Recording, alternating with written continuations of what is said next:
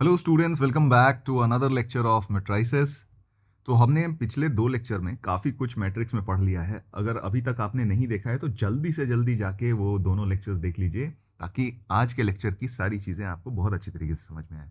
Video पसंद आए तो ज़रूर इसमें लाइक कर दीजिएगा और कमेंट करके ज़रूर बताइए कि ये लेक्चर सीरीज़ आपको किस तरीके से हेल्प कर रहा है। अगर कोई डाउट है तो भी आप मुझसे पूछ के कमेंट में पूछ के वो डाउट क्लियर कर सकते हैं। ठीक है, तो चलिए शुरू करते हैं आज का लेक्चर। तो आज जो हम पढ़ेंगे वो है मैट्रिक्स पॉलिनोमियल। ठीक है, इसको समझते हैं पहले कि अगर मान लीजिए एफ एक्स आपका एक पॉलिनोमियल है। ठीक है, तो हम क्या करते हैं, then we define a matrix polynomial by, आप वेरिएबल एक्स के बदले में उस मैट्रिक्स को डाल देते हैं। ठीक है, तो यहां पे भी इस तरफ भी एक्स के बदले में आपका वो मैट्रिक्स ए आ जाएगा। बस डिफरेंस एक ये आता है कि यहाँ जो कांस्टेंट टर्म है, ठीक है, ये कांस्टेंट टर्म, सिंस क्योंकि ये पॉलिनोमियल इन मैट्रिक्स है, तो आपके पास जो कांस्टेंट टर्म भी होना चाहिए that should also be in form of a matrix. तो उसके साथ हम लोग क्या करते हैं, identity matrix of nth order, जो ऑर्डर हमने इस मैट्रिक्स ए का लिया है, जो ऑर्डर हमने इस मैट्रिक्स ए का लिया है, उसी ऑर्डर का एक आइडेंटिटी मैट्रिक्स हम अपने कांस्टेंट टर्म के साथ मल्टीप्लाई कर देते हैं। ध्यान यहाँ पे ये होना चाहिए कि यहाँ पे जो ए यूज करेंगे वो एक स्क्वायर मैट्रिक्स होगा, क्योंकि लास्ट में हमें आइडेंटिटी मैट्रिक्स यूज करना है। तो यहाँ पे बाकी किसी भी ऑर्डर का दूसरा अगर स्क्वायर मैट्रिक्स नहीं हो तब हम मैट्रिक्स पॉलिनोमियल नहीं फॉर्म कर सकते। मैट्रिक्स पॉलिनोमियल हम सिर्फ और सिर्फ किसके साथ फॉर्म करते हैं, स्क्वायर मैट्रिक्स के साथ। ठीक है, यहां पे अगर F A is a null matrix then A is called the zero और root of the polynomial F X. Obviously जैसे हमने नॉर्मल पॉलिनोमियल के लिए भी सीखा है कि अगर मान लीजिए किसी वैल्यू ऑफ एक्स के लिए ये पॉलिनोमियल की वैल्यू जीरो हो जाती है तो एक्स उस पॉलिनोमियल का रूट कहा जाता है।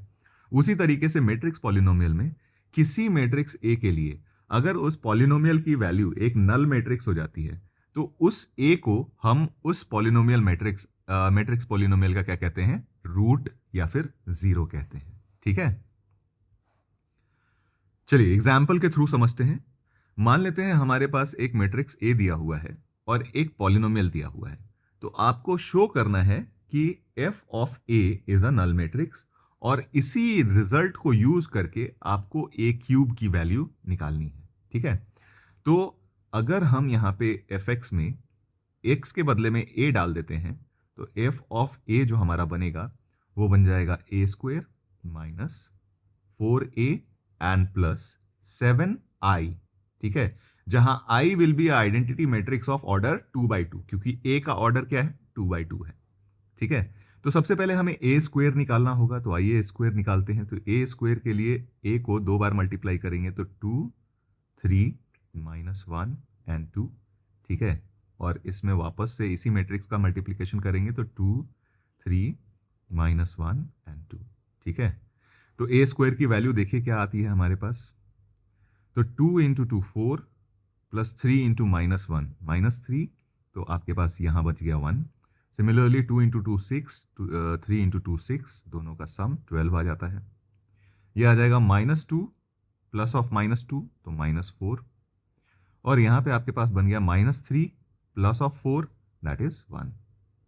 ठीक है, तो ये ए स्क्वेयर आ गया। अब हमें निकालना क्या है, हमें निकालना है ए square minus 4a plus 7i। ठीक है, तो ए स्क्वेयर हो गया हमारे पास 1, 12 -4 एंड 1, -4 टाइम्स ए, तो ए में हम हर एलिमेंट को 4 से मल्टीप्लाई कर देते हैं। तो ये हो जाएगा 8, 12 -4 एंड 8। ठीक है, एंड प्लस 7 टाइम्स आई, 2/2 के आइडेंटिटी मैट्रिक्स में हम 7 से मल्टीप्लाई कर देते हैं। ठीक है, तो ये आ गया। सिंप्लीफाई करके देखते हैं क्या आता है यहां से। तो जो फर्स्ट एलिमेंट होगा वो 1 minus of 8 and plus of 7, 0 आ जाएगा। फिर 12 माइनस ऑफ 12 -0, ये भी 0 आ गया। -4 plus of 4 and minus plus 0, ये भी 0 आ गया। And 1 -8 -7 and plus 7, 0। तो ये आ गया आपका एक नल मैट्रिक्स। ठीक है, यानी कहने का मतलब हमारे पास जो रिजल्ट आया वो ये आ गया कि A square minus 4a plus 7i is equal to 0। और यही हमें प्रूव करना था, prove that f of a is equal to 0। अब इस रिजल्ट को यूज करके हमें a क्यूब की वैल्यू निकालनी है। तो एक तो तरीका a क्यूब निकालने का है कि हम यहाँ पे एक और a से मल्टीप्लाई कर दें, a स्क्वायर की जो वैल्यू आई है इसमें एक और a से मल्टीप्लाई कर दें। या फिर दूसरा तरीका है कि इसको यूज करके हम वैल्यू a क्यूब की निकाल सकते हैं। देखिए कैसे, तो ये a स्क्वायर की वैल्यू जो आ जाएगी वो 4a माइनस 7i आएगी, है ना। इसमें एक और a मल्टीप्लाई कर देते हैं तो यहां से हो जाएगा a cube is equal to 4a square and minus 7a। a square की वैल्यू हम फिर से सब्सटीट्यूट कर देते हैं, 4a माइनस 7i, है ना, एंड माइनस 7a। तो ये बन जाएगा 16a माइनस 7a, तो ये बन गया 9a, है ना, और माइनस 28i। ठीक है, सीधे सीधे हम ये वैल्यू अब निकाल सकते हैं। a के एलिमेंट्स में 9 से मल्टीप्लाई कर दीजिए, तो ये हो जाएगा यहाँ पे 18, यहाँ पे 27, यहाँ पे माइनस 9 और यहाँ पे 18। ठीक है, और माइनस 28 टाइम्स आई तो माइनस 28 माइनस 0 माइनस 0 माइनस 28। ठीक है, तो यहां से आपके पास वैल्यू आ गई माइनस 10, 27, माइनस 9 एंड माइनस 10। ठीक है, so this will be our answer of a cube. ठीक है, आप वेरीफाई कर सकते हैं इसमें a से मल्टीप्लाई करके। ठीक है, चलिए अगला हम कॉन्सेप्ट पढ़ते हैं, कैरेक्टरिस्टिक इक्वेशन। ठीक है, ये थोड़ा आराम से समझेंगे इसको। अगर मान लीजिए let a be a square matrix, then the polynomial a determinant of a minus xi is called the characteristic polynomial of a। ठीक है, the equation this is called characteristic equation of a। ठीक है, तो कोई भी matrix, कोई भी square matrix अपने कैरेक्टरिस्टिक इक्वेशन को क्या करता है, सेटिस्फाई करता है। ठीक है, और इसको हम लोग कहते हैं केली हैमिल्टन थ्योरम। ऑल्दो ये नाम उतना इंपॉर्टेंट नहीं है, लेकिन फिर भी हमें पता होना चाहिए कि the theorem says that every matrix satisfies it's matrix polynomial equation. ठीक है, तो ये ध्यान में रखेंगे। तो ये जो इक्वेशन हमने बनाया है, अगर आपके पास स्क्वायर मैट्रिक्स A है तो determinant of A minus x times I is equal to 0। इससे जो पॉलिनोमियल आएगा, this polynomial is satisfied by A। ठीक है, तो ये हम ध्यान में रखेंगे। यहां पे कुछ चीजें हम आपको पहले से बता दे रहे हैं कि ट्रेस ऑफ A क्या हो जाता है, sum of roots of characteristic equation, और डिटर्मिनेंट ऑफ A क्या हो जाता है, product of roots of characteristic equation. ठीक है, ध्यान से देखिए, इसको मैं आपको फिर से समझाता हूं कि जैसे मान लीजिए आपके पास कोई भी एक मैट्रिक्स, स्क्वायर मैट्रिक्स दिया हुआ है A, जिसके एलिमेंट्स हैं 1 2 3 एंड 4। ठीक है क्या, अब यहां ध्यान से देखिए, इसका हमें निकालना है कैरेक्टरिस्टिक इक्वेशन। तो कैरेक्टरिस्टिक इक्वेशन निकालने के लिए हम लोग क्या करेंगे, determinant of A minus x times of i। ठीक है, और ये बन जाएगा 1 minus x, 2 minus 0, 3 minus 0 and 4 minus of x. ठीक है, इज इक्वल टू 0। ये आपका कैरेक्टरिस्टिक इक्वेशन बनेगा। इसको सिंप्लीफाई करते हैं, तो सिंप्लीफाई करिएगा तो ये बन जाएगा 1 minus x into 4 minus x and minus 6 is equal to 0। ठीक है, तो यहां से वैल्यू हो जाएगी आपकी 4 minus 5 times of x plus x square minus 6 is equal to 0। ठीक है, और कैरेक्टरिस्टिक इक्वेशन आपका बन गया x square minus 5x minus 2 is equal to 0। ठीक है, और मैंने कहा कि ये कैरेक्टरिस्टिक इक्वेशन को आपका मैट्रिक्स जो है वो सेटिस्फाई करेगा, यानी इसके करस्पॉन्डिंग अगर हम मैट्रिक्स पॉलिनोमियल बनाए ना, तो एफ ऑफ ए हमारा आएगा A square minus 5 times of A minus twice of I is equal to 0। तो ये इस पॉलिनोमियल इक्वेशन को हमारा मैट्रिक्स ए क्या करेगा, सेटिस्फाई करेगा।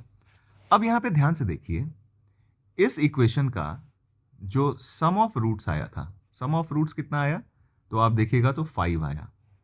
क्या 5 इस डिटर्मिनेंट का ट्रेस है? तो देखिए ट्रेस निकालेंगे तो 1 + 4 5 आया। तो मैट्रिक्स पॉलिनोमियल जो आपने निकाला है उसमें जो सम ऑफ रूट्स आता है वो हमेशा क्या आ जाता है?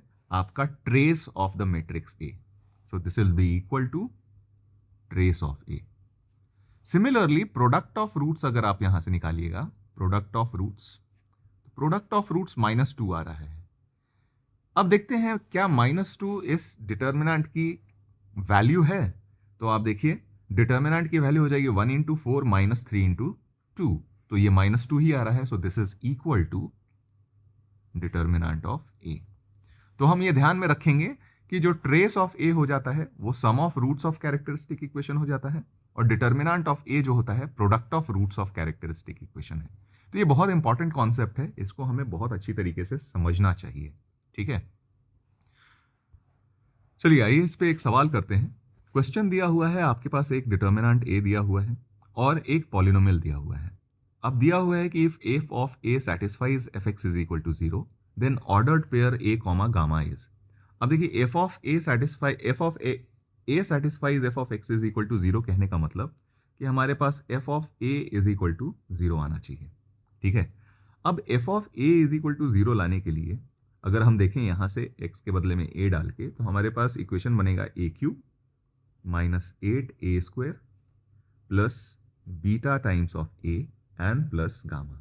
ठीक है, एक तो तरीका है कि आप पहले a³ निकालिए, फिर a² निकालिए और फिर इस इक्वेशन में पुट करके वैल्यूज निकालिए।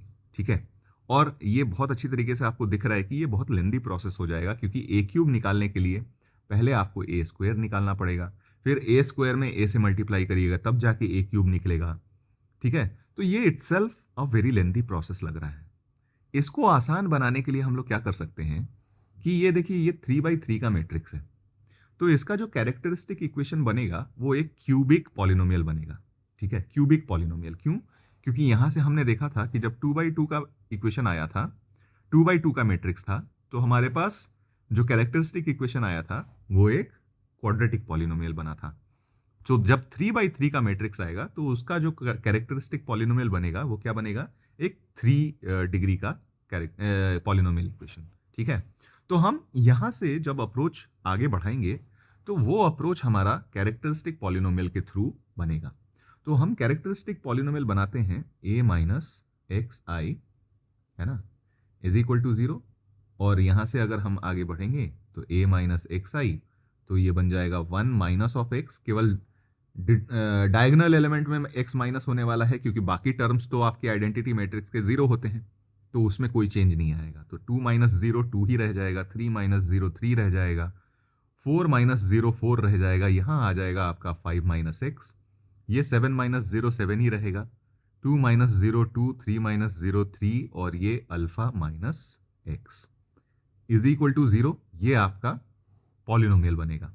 इसको सिंप्लीफाई करते हैं डिटर्मिनेंट को, तो ये बन जाएगा 1 माइनस रो 1 के अबाउट हम डिटर्मिनेंट ओपन कर रहे हैं, 1 - x टाइम्स यहाँ पे बन गया 5 - x into alpha minus x and minus ये बन जाएगा 21। ठीक है, माइनस ऑफ ट्वाइस यहाँ पे बनेगा आपके पास 4 into alpha minus x, 4 into alpha minus x and -14।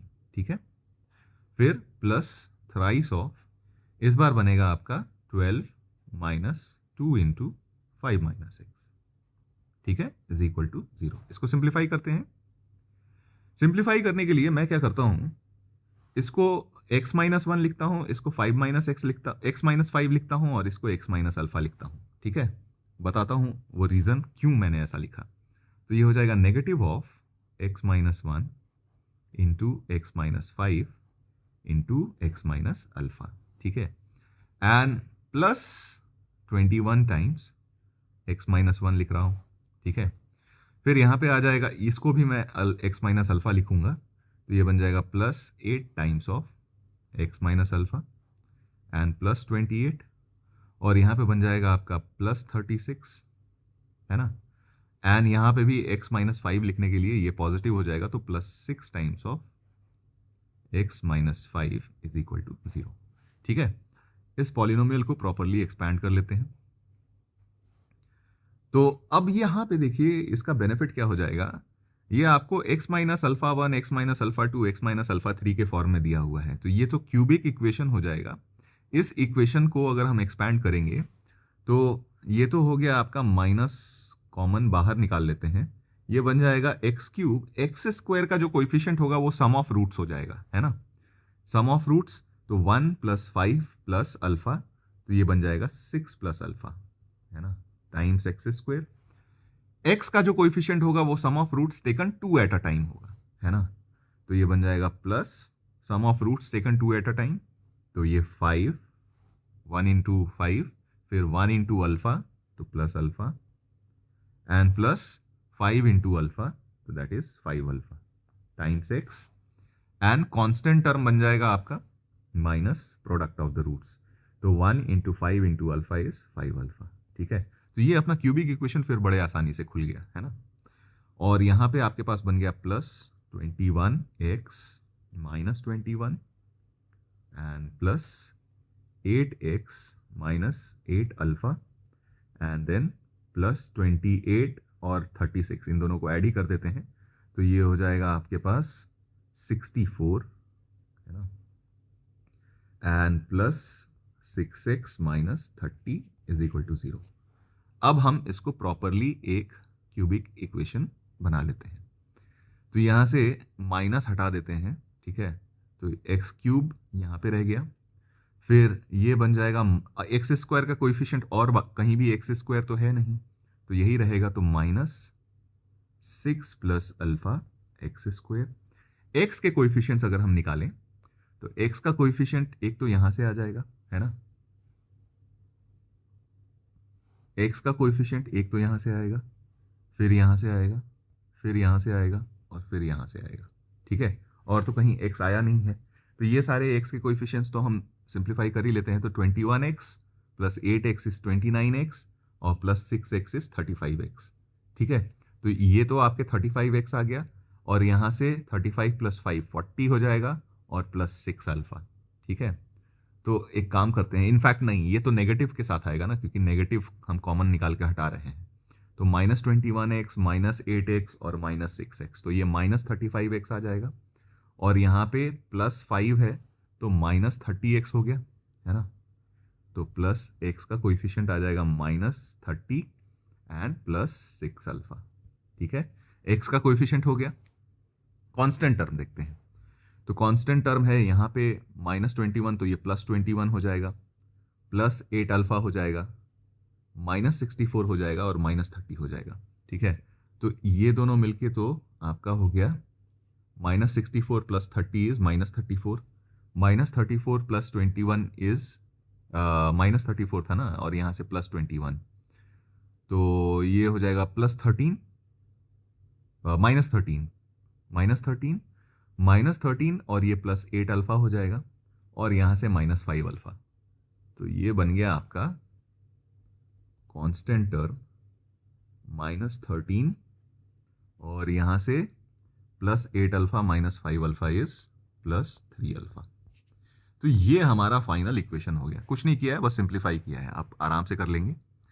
अब ये जो कैरेक्टरिस्टिक इक्वेशन है इसको ए सेटिस्फाई कर रहा है, और इस कैरेक्टरिस्टिक इक्वेशन को भी ए सेटिस्फाई कर रहा है, यानी इस पॉलिनोमियल को भी ए सेटिस्फाई कर रहा है, इस पॉलिनोमियल को भी ए सेटिस्फाई कर रहा है, तो ये दोनों तो सेम पॉलिनोमियल को रिप्रेजेंट करने चाहिए। तो यानी यहां से अगर हम कंपेयर करेंगे तो 6 + अल्फा की जो वैल्यू हो जाएगी वो 8 हो जाएगी, और यहां से अल्फा की वैल्यू आ गई 2, ठीक है क्या। फिर अगर बीटा की वैल्यू अगर हम देखें तो एक्स का कोएफिशिएंट यहां से बीटा था, यहां से था -30 + 6 अल्फा, है ना, अल्फा की वैल्यू यहाँ 2 डाल दीजिए, तो ये बन जाएगा -18, और अगर गामा की वैल्यू देखें तो ये वैल्यू हो जाएगी -13 + 3 अल्फा, अल्फा की वैल्यू 2 डाल दीजिए, तो यहाँ -7। सिंस हमें अल्फा कॉमा गामा निकालना था, ठीक है, तो ये वैल्यू हो जाएगी 2, -7, ठीक है, so this will be our answer, ठीक है। तो अब इमेजिन कीजिए कि अगर आप ए क्यूब पहले निकालते, फिर ए स्क्वायर निकालते, और फिर इस इक्वेशन में डाल के अल्फा बीटा गामा की वैल्यू निकालने की कोशिश करते, तो वो बड़ा लेंदी प्रोसेस हो जाता है। यहां से क्या हुआ, कैरेक्टरिस्टिक पॉलिनोमियल का हेल्प लेके बहुत आसानी से हमने ये सवाल कर लिया। ठीक है, चलिए आगे देखते हैं कुछ स्पेशल मैट्रिसेस। हमने ऑल्दो कुछ स्पेशल मैट्रिसेस शुरुआत में देखे थे, जहाँ पे हमने square matrix, horizontal matrix, vertical matrix, diagonal matrix, इन सब चीज़ों के बारे में बात करी थी। अब कुछ स्पेशल मैट्रिसेस देखते हैं। उसमें सबसे पहला देखते हैं आइडेम्पोटेंट मैट्रिक्स। अब ये आइडेम्पोटेंट मैट्रिक्स क्या होता है कि a square matrix is idempotent provided A square is equal to A. जो भी मैट्रिक्स इस इक्वेशन को फॉलो करेगा, अगर किसी भी मैट्रिक्स के लिए ए स्क्वायर की वैल्यू वो खुद ए आ जाती है, तो दिस विल इंप्लाई कि ए इज आइडेम्पोटेंट। ठीक है, और बस कंडीशन ये है कि यहां पे ए क्या होना चाहिए, एक स्क्वायर मैट्रिक्स होना चाहिए। ठीक है, ए क्या होना चाहिए, स्क्वायर मैट्रिक्स होना चाहिए। तो अब अगर यहां से देखिए, तो since A square is equal to A आ गया, तो ए क्यूब की वैल्यू क्या होगी, एक बार ए से मल्टीप्लाई करिए तो ए क्यूब की वैल्यू ए स्क्वायर आ जाएगी, है ना। और ए स्क्वायर खुद ए के बराबर है, तो ए क्यूब भी ए आ गया। ए टू द पावर 4 की अगर वैल्यू निकालिए तो A to the power 4 is equal to A square हो जाएगा, और ए स्क्वायर खुद ए के बराबर है, तो ये भी ए हो जाएगा। यानी A to the power n भी आपका क्या होगा, अगर A square is equal to A आया है, तो A to the power n भी ए आएगा for all n greater than equal to 2 where n is a natural number. तो आई थिंक ये चीज हमें बहुत अच्छी तरीके से समझ में आ गई। अब यहां से कुछ नोट वाले पॉइंट देखेंगे, तो पॉइंट ये है कि the values of determinant of idempotent matrix are 0 और 1। तो ये तो बड़ा सिंपल सा ही अप्रोच है ना, क्योंकि हमारे पास A square is equal to ए है। अगर हम दोनों तरफ डिटर्मिनेंट लगा दें, तो डिटर्मिनेंट ऑफ ए स्क्वायर, हमें पता है determinant of A square is nothing but determinant of A का होल स्क्वायर, है ना। This will be equal to determinant of A. उस तरफ से अगर हम डिटर्मिनेंट ऑफ ए बाहर इधर लेते हैं, तो डिटर्मिनेंट ऑफ ए एक कॉमन आ जाएगा, है ना। डिटर्मिनेंट ऑफ ए क्या हो जाएगा, हमारे पास कॉमन आ जाएगा, तो डिटर्मिनेंट ऑफ ए कॉमन निकाल लेते हैं, और यहां अंदर में बच जाएगा डिटर्मिनेंट ऑफ ए -1। तो क्लियरली हम यहां से देख रहे हैं कि डिटर्मिनेंट ऑफ ए की दो ही पॉसिबल वैल्यू हो सकती है, या तो 0 या फिर 1। ठीक है, नेक्स्ट है कि the only invertible idempotent matrix is I. I मतलब आपका आइडेंटिटी मैट्रिक्स या यूनिट मैट्रिक्स। ठीक है, तो इन्वर्टिबल मैट्रिक्स के बारे में हम थोड़ी देर में पढ़ेंगे, लेकिन हमें यह पता होना चाहिए कि अगर कोई आइडेम्पोटेंट मैट्रिक्स इन्वर्टिबल है, तो वो सिर्फ आई ही हो सकता है। क्यों? क्योंकि इन्वर्टिबल मैट्रिक्स होने के लिए एक कंडीशन बहुत इंपॉर्टेंट है, वो ये है कि any matrix which is invertible has to be non singular. यानी कहने का मतलब उसका डिटर्मिनेंट 0 नहीं हो सकता। और हमने देखा कि डिटर्मिनेंट तो आपके पास आइडेम्पोटेंट मैट्रिक्स के या तो 0 हो सकता है या फिर 1 हो सकता है। ठीक है, तो हम यही बता रहे हैं कि ओनली इन्वर्टिबल आइडेम्पोटेंट मैट्रिक्स जो बचता है, वो एक यूनिटी आइडेंटिटी मैट्रिक्स ही होता है। ठीक है, ऑलराइट। नेक्स्ट पॉइंट है हमारे पास निलपोटेंट मैट्रिक्स। अब ये निलपोटेंट क्या है कि a square matrix is said to be nilpotent matrix of index p, जहां p एक नेचुरल नंबर है, if a to the power p becomes null, जहां की a to the power p-1 एक नल मैट्रिक्स नहीं है। ठीक है, यानी कहने का मतलब कि the smallest value of p for which a to the power p becomes null matrix, then p is called the index of nilpotency. ठीक है, if p is the least positive integer for which this, then p is a is said to be nilpotent matrix of index p. ठीक है क्या? यानी कहने का मतलब कि अगर मान लीजिए आपके पास कोई मैट्रिक्स a दिया हुआ है, उसका आपने स्क्वायर निकाला, वो नल मैट्रिक्स नहीं आया, a क्यूब निकाला, वो नल मैट्रिक्स नहीं आया, लेकिन अगर मान लीजिए a टू द पावर 4 निकाला, वो नल मैट्रिक्स आ गया, तो इस केस में आप कहेंगे कि A is nilpotent of index how much 4। ठीक है, A is nilpotent of index 4। ठीक है क्या? एग्जाम्पल पे देखते हैं, find the index of nilpotency of these two matrix. तो दो मैट्रिक्स आपको दिए हुए हैं, इनका इंडेक्स ऑफ निलपोटेंसी निकालना है। तो सबसे पहले हम क्या करेंगे, ए स्क्वायर निकालेंगे। चलिए ए स्क्वायर निकालते हैं। ये है आपके पास 1 1 3 5 2 6 एंड -2 -1 -3। इसी के साथ वापस हमें इसको मल्टीप्लाई करना है, तो ये है 1 1 3 5 2 6 एंड -2 -1 -3। ठीक है क्या? अब यहाँ देखिए ये वैल्यू हो जाएगी 1 into 1 plus 1 into 5 and plus 3 into -2, तो ये तो हो गया 0। Similarly 1 into 1 plus 1 into 2 -3 into plus 3 into -1, ये भी हो गया 0। सिमिलरली आप बाकी सारे एलिमेंट भी निकालिएगा तो वो आ जाएगा 0। ठीक है, यानी यहाँ तो हमारा ए स्क्वायर ही 0 आ गया, ए स्क्वायर ही क्या आ गया, नल मैट्रिक्स आ गया। तो दिस इंप्लाइज इंडेक्स इसका क्या हो जाएगा, इंडेक्स ऑफ निलपोटेंसी ये हो जाएगा 2। सिमिलरली सेकंड वाला अगर हम एग्जांपल देखें तो सेकंड वाले एग्जांपल में भी हमें ए स्क्वायर निकालना है सबसे पहले, तो ए स्क्वायर निकालते हैं, तो ये हो जाएगा A B B square minus A square and minus A B.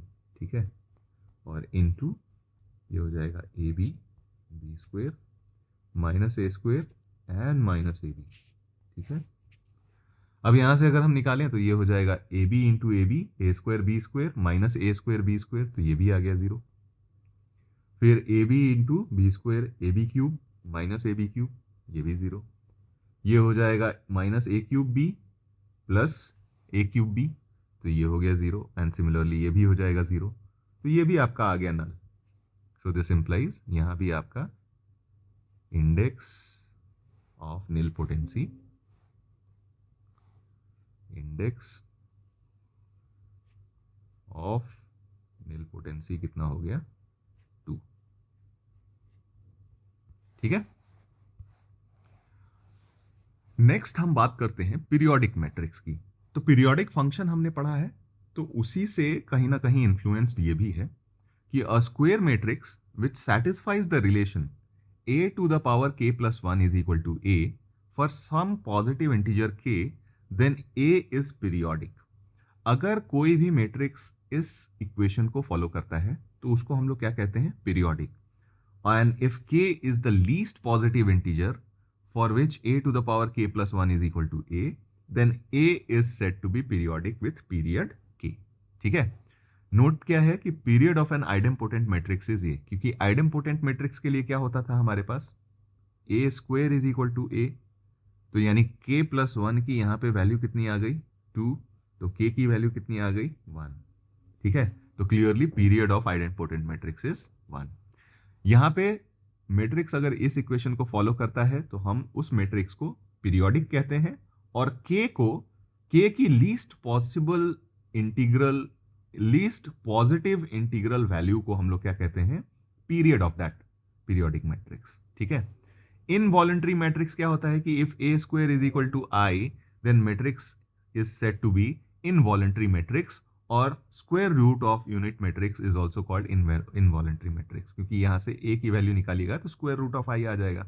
ठीक है, लेकिन आपको सिर्फ ये याद रखना है कि ए स्क्वायर इज इक्वल टू क्या होना चाहिए, आई आना चाहिए।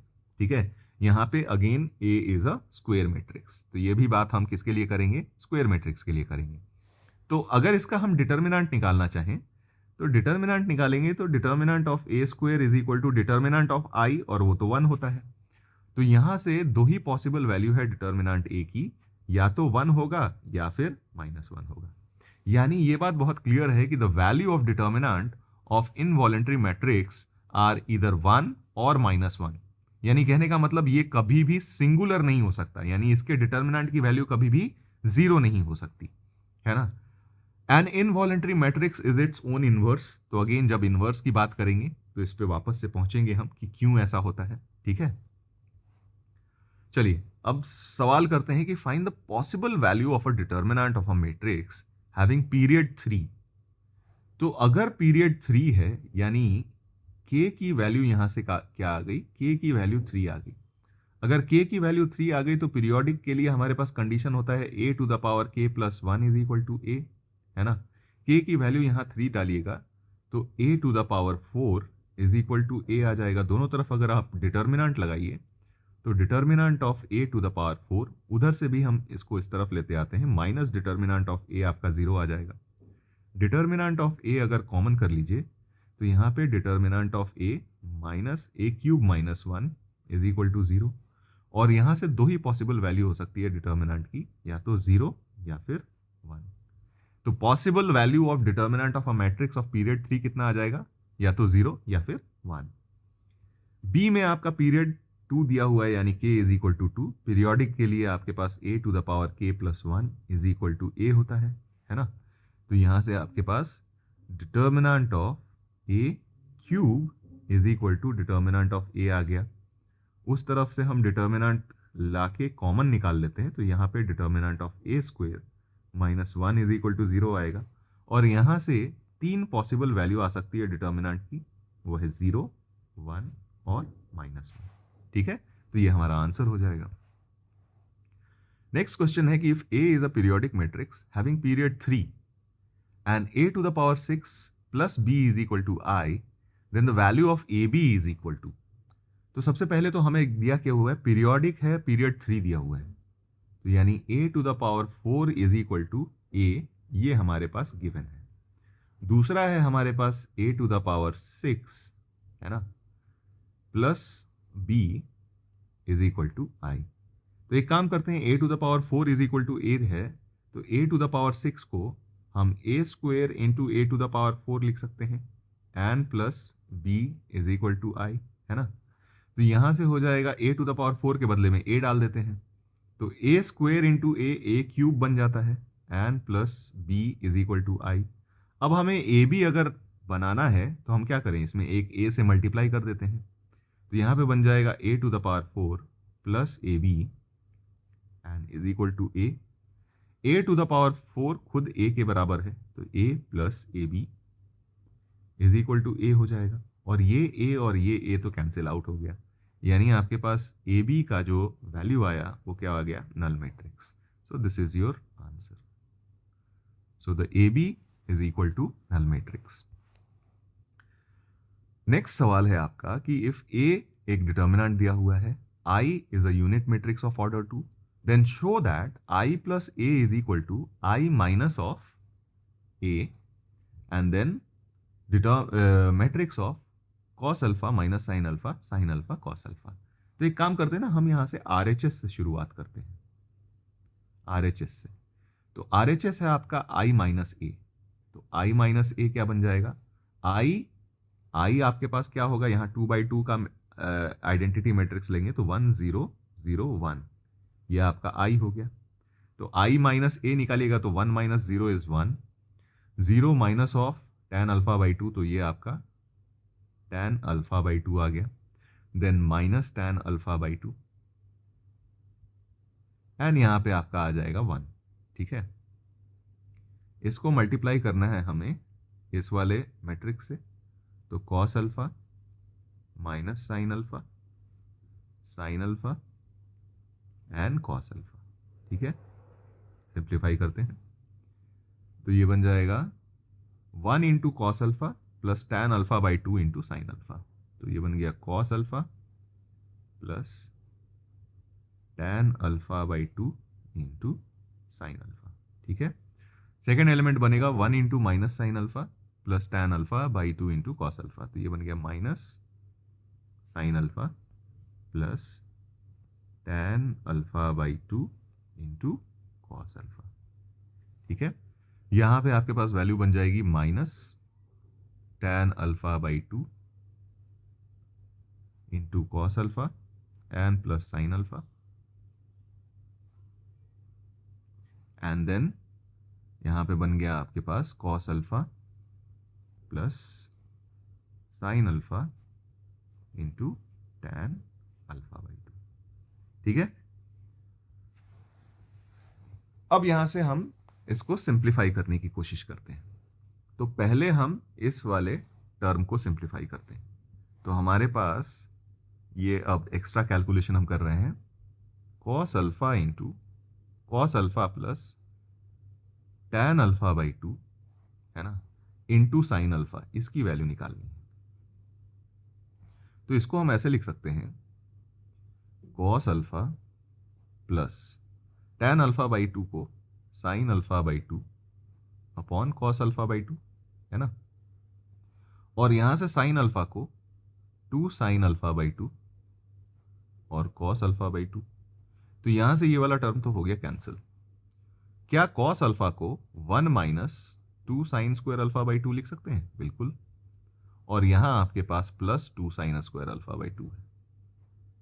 तो ये तो वैल्यू आपकी आ गई 1। ठीक है। सिमिलरली इस वाले टर्म को हम सिंप्लीफाई करते हैं, minus sine alpha plus tan alpha by 2 and cos alpha. ठीक है। इसको सिंप्लीफाई करने के लिए मैं क्या करता हूं, सबको tan अल्फा बाई 2 के फॉर्म में सिंप्लीफाई कर लेता हूं। ठीक है। तो साइन अल्फा को हम लोग लिखते हैं 2 tan alpha by 2 upon 1 plus tan square alpha by 2। यहां पे बन जाएगा plus tan alpha by 2। Cos alpha को लिखते हैं हम लोग 1 minus tan square alpha by 2, है ना, upon 1 plus tan square alpha by 2। Simplify करते हैं तो यहां से tan अल्फा बाई 2 को हम कॉमन बाहर निकाल लेंगे। तो tan अल्फा बाई 2 कॉमन बाहर आ गया।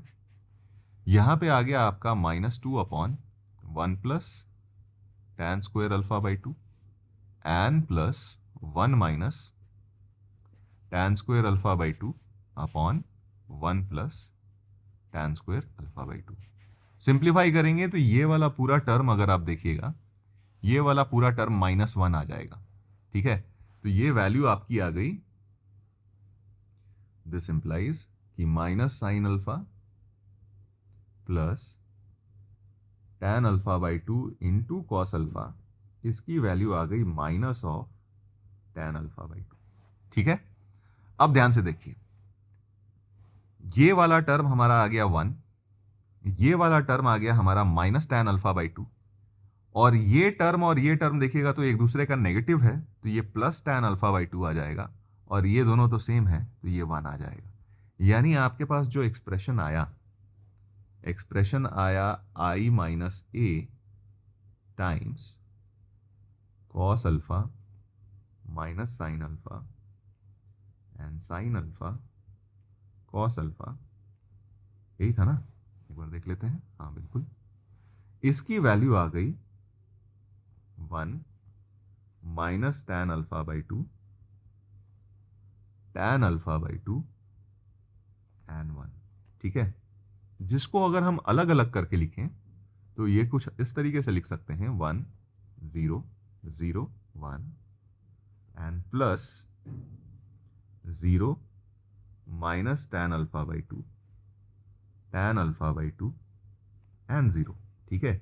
और ध्यान से देखिए तो ये और कुछ नहीं i, और ये और कुछ नहीं बल्कि a लिखा हुआ है, तो this is equal to i plus A is equal to LHS, hence proved. यही प्रूव करना था। देखिए ध्यान से, ये a के बराबर में है ना, तो i प्लस ए आ गया।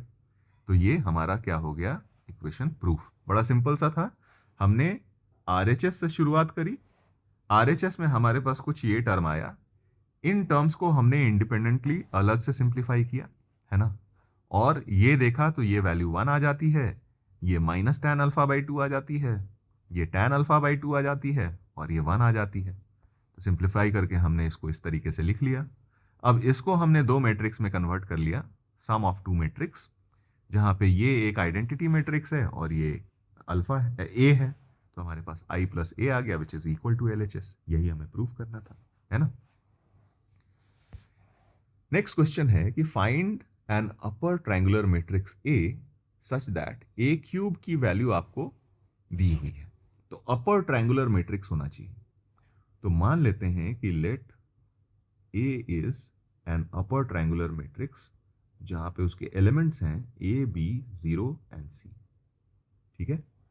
इसका अगर हम A स्क्वायर निकालें तो ये हो जाएगा A, B, 0, C times A, B, 0, C। ठीक है। सिंप्लीफाई करिए तो ये बन जाएगा आपके पास A square plus B into 0 which is A square, AB plus BC, तो AB प्लस BC, यहाँ पे 0 प्लस 0 तो 0 ही हो जाएगा, 0 इंटू B प्लस सी इंटू सी, तो ये सी स्क्वायर। ये तो ए स्क्वायर आया, हमें ए क्यूब निकालना था, तो A cube is nothing but A square into A, है ना। तो इसी में हम एक बार और ए से मल्टीप्लाई करेंगे, तो A B plus B C 0, और सी स्क्वायर में हम फिर से मैट्रिक्स ए से मल्टीप्लाई करेंगे, तो ए बी 0 सी, ठीक है। तो ये बन गया आपके पास ए क्यूब, फिर A square into B plus this into C, तो ये बन जाएगा A square B plus A B C plus B C square, है ना। फिर यहाँ पे 0 ही आ जाएगा और यहाँ पे आ जाएगा सी क्यूब। अब इसकी वैल्यू दी हुई है इज इक्वल टू 8 माइनस 57, 0 और 27।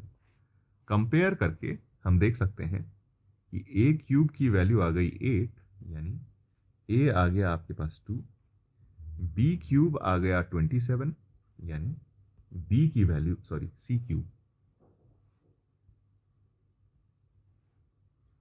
यहाँ सी क्यूब है, सी क्यूब की वैल्यू आ गई 27, तो यानी सी की वैल्यू आ गई 3, ठीक है। फिर A square B plus A B C N plus B C square, इसकी वैल्यू दी हुई है -57।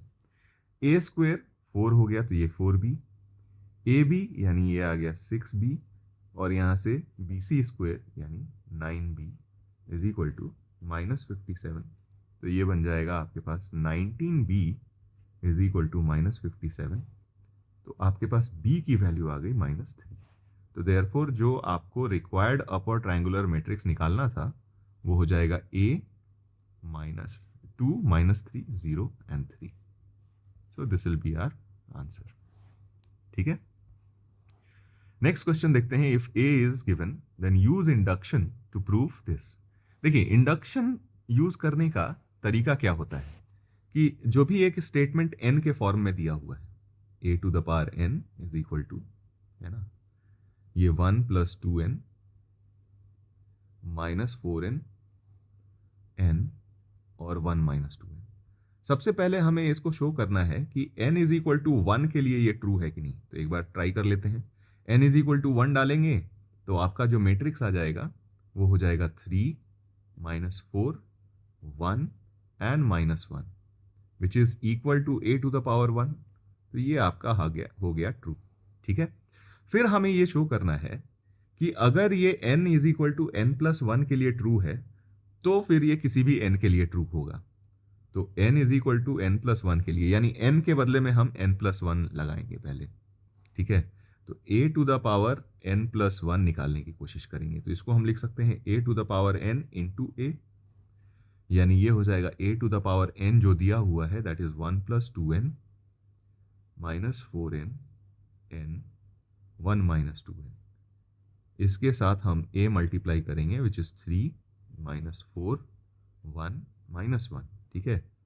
अब मल्टीप्लाई करके देखिए तो ये बन जाएगा दिस इंटू दिस, तो 3 + 6n एंड -4n, तो ये बन जाएगा 3 + 2n, ठीक है। यहाँ पे बन गया आपके पास -4 - 8n + 4n, तो -4 - 4n आ गया। फिर ये 3n + 1 - 2n, ठीक है। तो ये बन जाएगा आपके पास 1 + n, ठीक है। और यहाँ से बन जाएगा -4n -1 + 2n, तो ये बन गया -2n -1, ठीक है। अब देखते हैं इसको थोड़ा सा सिंप्लीफाई करके, तो ये लिखा हुआ है 1 + ट्वाइस ऑफ n+1, ठीक है। ये लिखा हुआ है -4 टाइम्स ऑफ n+1, ये लिखा हुआ है n+1, और ये लिखा हुआ 1 - ट्वाइस ऑफ n+1, ठीक है। विच इज नथिंग बट इस a to the power n में आप n के बदले में n+1 डाल दीजिए, है ना। तो this is also true, this is true, है ना।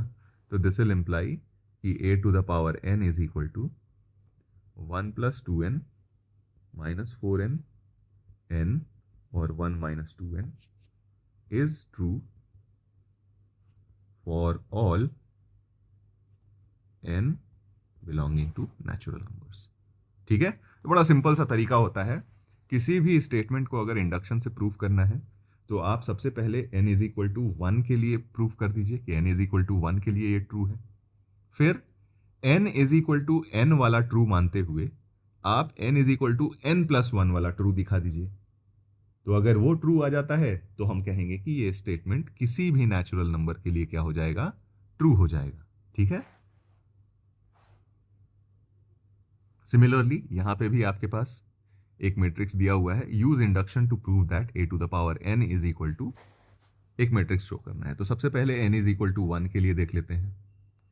तो n इज इक्वल टू 1 के लिए हमारे पास जो मैट्रिक्स आया वो आ गया cos alpha sine alpha minus sine alpha and cos alpha, और which is clearly equal to a, तो ये ट्रू हो गया। अब considering n is equal to k या n is equal to n का true, n is equal to n plus 1 के लिए आप ट्रू बता दीजिए।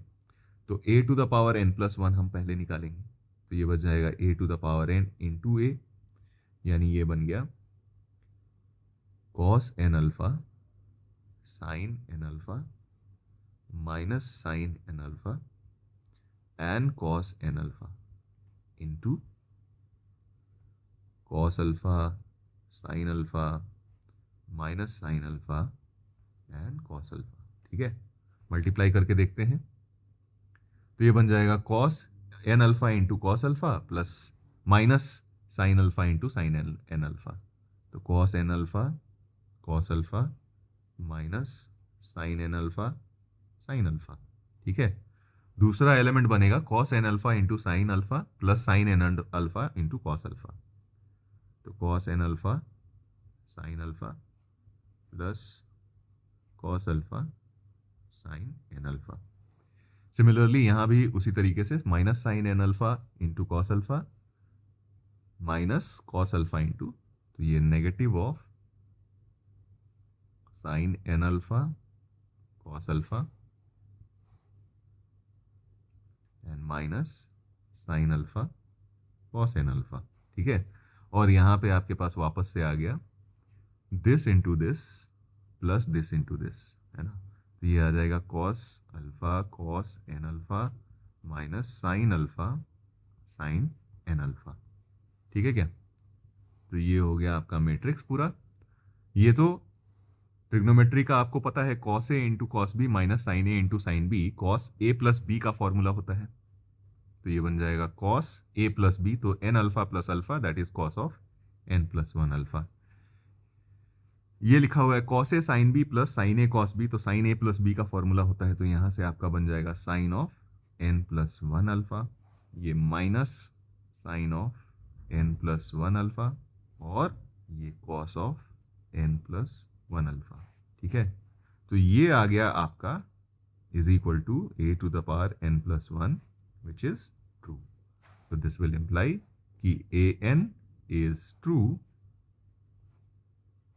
For all n belonging to natural number. ठीक है, तो बड़े सिंपली हमने इसको प्रूव कर दिया।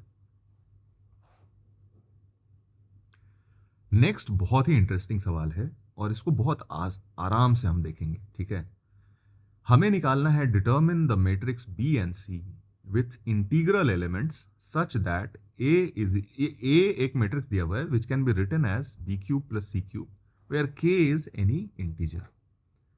अब देखिए इसका थोड़ा सा अनकन्वेंशनल अप्रोच ऑफ सॉल्विंग है, तो उसको ध्यान से देखेंगे हम। तो यहां से अगर हम देखें तो ए स्क्वायर की वैल्यू एक बार निकाल के देखते हैं, आपको पता चलेगा कि ये मैं क्यों कर रहा हूं। तो -1 0 के -2, इसको फिर से मल्टीप्लाई करेंगे -1 0 के -2 से।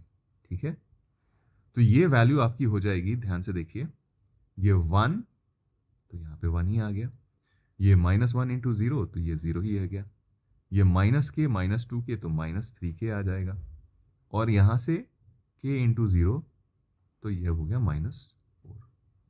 ठीक है, इनफैक्ट +4, है ना, ये आ गया +4। अब अगर हम यहां से ए में 3 से मल्टीप्लाई करके और इसमें ऐड कर दें तो ए स्क्वायर प्लस 3a कर रहा हूं मैं, तो ध्यान से देखिए ये बन जाएगा 1 0 माइनस 3k एंड 4 प्लस ए में 3 से मल्टीप्लाई करना है तो ये -3 0 3k और -6, तो ये बन जाएगा आपके पास -2 0 0 -2, यानी ये -2 टाइम्स ऑफ आई बन गया। यानी आपके पास से एक एक्सप्रेशन आया a square plus 3a plus 2i is a null matrix. हमें क्यूब इंट्रोड्यूस करना है, तो एक काम करते हैं, एक और a से मल्टीप्लाई कर देते हैं, ये बन जाएगा a cube plus 3a square plus 2a is equal to null matrix.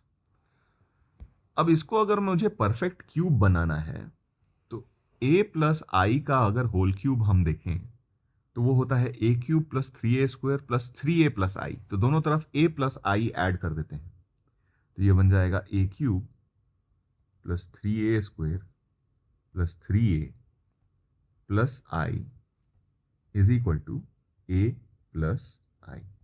ठीक है क्या? अब यहां से ये देखिएगा तो ये कुछ नहीं बल्कि a प्लस, क्योंकि i और i क्यूब तो सेम ही है, तो ये a प्लस आई का होल क्यूब बन जाएगा, है ना, और is equal to a plus I. तो यहां से हम लिख सकते हैं कि a is equal to a plus I का होल क्यूब एन माइनस आई।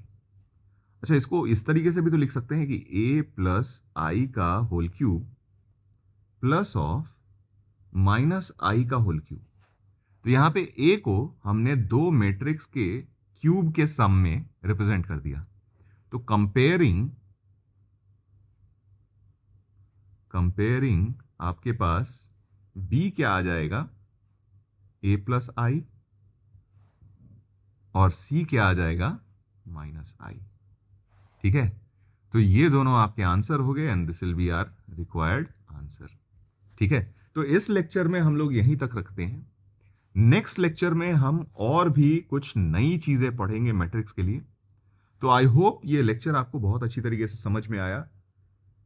कमेंट करके बताइए कि आपको कोई पर्टिकुलर सेक्शन जो नहीं समझ में आया हो, वहां पे हम लोग फिर से चीजों को ज्यादा अच्छी तरीके से एक्सप्लेन करने की कोशिश करेंगे।